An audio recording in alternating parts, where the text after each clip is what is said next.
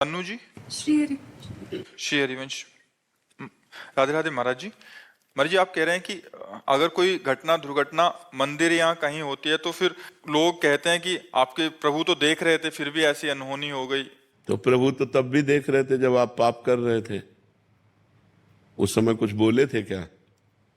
प्रभु तो उस समय भी देख रहे थे जब आप पाप कर रहे थे। तो जब परिणाम आएगा तो चाहे मंदिर में हो और चाहे आप धाम में हो चाहे गली में हो, वो तो सर्वत्र भगवान विराजमान है। अवश्य में भोक्तव्यम कृतम कर्म शुभाशुभम। तुमको अपने कर्म का फल भोगना होगा, चाहे जहां हो वो अपने कर्म का फल भोगना पड़ेगा। या तो उसका प्रायश्चित कर लेते, या तो इतना भजन कर लेते, ना भजन किया ना प्रायश्चित किया तो कर्म भोग तो भोगना ही पड़ेगा। ये भगवान की कृपा को कि भगवान के धाम या भगवान के रास्ते पे यदि हमारी मृत्यु होती तो मंगल हो जाएगा, वैसे तो होना ही है। तो अवश्य जो मिनट जो सेकंड जहां आपको मरना है वहीं मरना है। जो मिनट जो सेकंड जिस समय तुम्हारे शरीर को दंड मिलना है वही मिलना है, ये पहले से निश्चित हो चुका है। भगवान क्यों बचाएंगे? आपने भगवान को पुकारा क्या? आपने भगवान का भजन किया क्या? आपने भगवान की आराधना की क्या? क्यों बचाएंगे? पूरे संसार को छूट दे रखी है। तुम चाहे वैसे थोड़ी है, ऐसे तो पूरे सबको छूट है। देखो, भगवान बहुत बड़े हैं, बहुत गंभीर हैं, अगाध समुद्र हैं।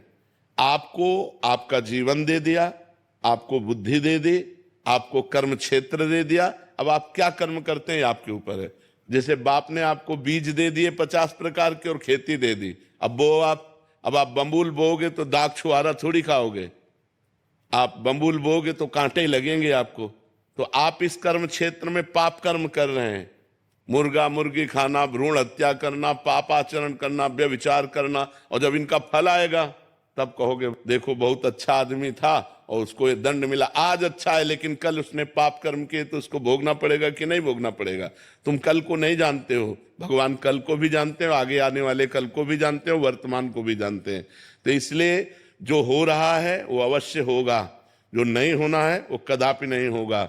हम अपने आचरणों को सुधारें, आगे हमारा जो समय आने वाला है वो मंगलमय हो जाएगा। यदि हम आज भजन करेंगे, आज पापाचरण त्याग कर देंगे तो कल हमारा बहुत अच्छा रहेगा। और अगर हम भगवान से नहीं जुड़ेंगे, पापाचरण करेंगे तो आज भी दुखमय है और कल और दुखमय होगा। ये पक्की बात समझ लो। झील वडालिया जी, गुजरात से। राधे राधे महाराज। राधे राधे महाराज जी।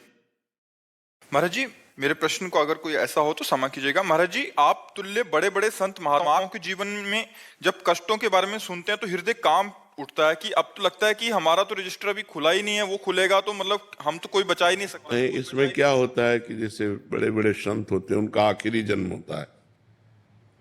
अब सृष्टि के जितने भी जन्मों में उन्होंने पाप किए हैं तो कुछ तो भगवान ने नष्ट कर दिए, और कुछ जो शरीर रचना के समय रखे गए थे।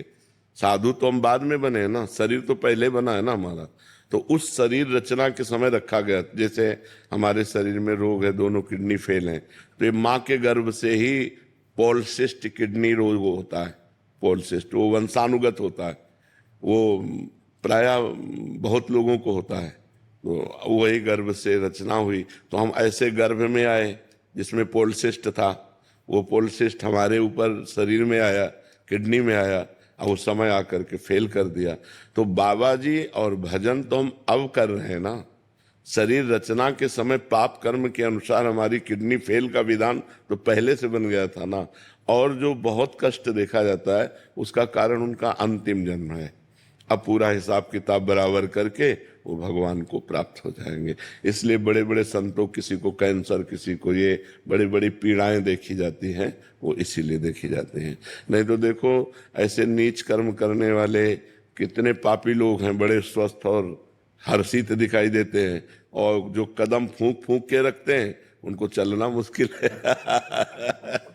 तो इसी विधान को देखकर कभी कभी भ्रम हो जाता है कि जो बिल्कुल सही आचरण से चल रहा है उसका चलना मुश्किल है, और जो बिल्कुल गलत चल रहा है वो दौड़ रहा है आराम से। वो पापी पुरुष वर्तमान में है लेकिन पूर्व में उसका पुण्य है, इसलिए पुण्य के कारण वो पाप करता हुआ भी सुखी दिखाई देता है। और वो महात्मा है, वर्तमान में उसका भजन है लेकिन पूर्व का पाप है, उसको भोगना पड़ रहा है।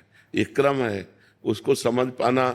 चूंकि वो अव्यक्त है ना, दिखाई तो देता नहीं ना, वो लागू हो गया कर्म, अब वो पाप कर रहा है वर्तमान में, लेकिन उसका पुण्य लागू हो गया तो उत्थान होता चला जाएगा।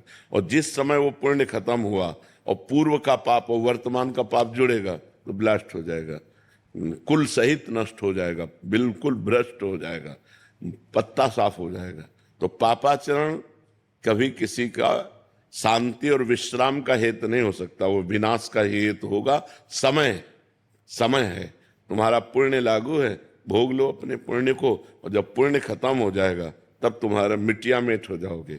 आज ऐसे धर्म से चल रहे हो, तुम्हारा पाप लागू हो गया तो उसे भोग लो चुपचाप। जिस समय तुम्हारा पूर्व का पुण्य और वर्तमान का पुण्य एक जुड़ेगा, तुम प्रकाशित हो जाओगे, तुम सुखी हो जाओगे, तुम आनंदित हो जाओगे। अब इस विधान को सब कोई तो जानता नहीं, वो कितना भी कमा ले अंतिम में उसका विनाश ही होगा, क्योंकि वो अधर्म से चल रहा है। अधर्म से चलने वाला कभी सुख और शांति को प्राप्त नहीं हो सकता है। जाने की कितना पुण्य बचा है और ये इसीलिए तो हमने शब्द अव्यक्त कहा। अव्यक्त माने जो व्यक्त नहीं है, अब हमें क्या पता, वो तो भगवान जान सकते हैं। हम तो इतना भी ज्ञान नहीं है हमको कि हम माँ के गर्भ में 9 महीने रहे तो कैसा लग रहा था। इसी जन्म में माँ के गर्भ में 9 महीने रहे, 1 सेकंड का भी ध्यान नहीं है भला, 1 सेकंड का भी अनुभव नहीं है कि कैसा लग रहा था। तो पूर्व जन्म का हमें क्या ध्यान, और अनेकों जन्म का हमें क्या ध्यान, अनंत जन्म का हमें क्या ज्ञान, ये तो भगवान ही जान सकते हैं।